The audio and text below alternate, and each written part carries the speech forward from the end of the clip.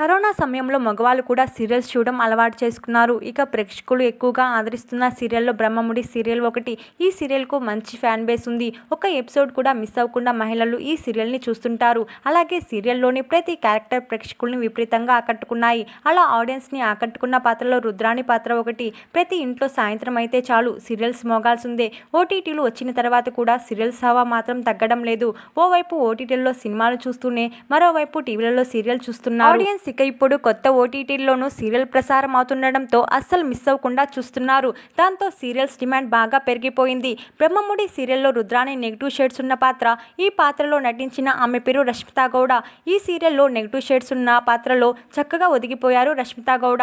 సీరియల్స్లో అమ్మ అత్త పాత్రలో నటించిన ఈ అమ్మడు బయట మాత్రం తన అందాలతో అదరగొడుతుంది. సోషల్ మీడియాలో చాలా యాక్టివ్గా ఉండే రష్మితా గౌడ సోషల్ మీడియాలో రకరకాల ఫొటోస్తో అభిమానులకు షేర్ చేస్తూ ఆకట్టుకుంటుంది.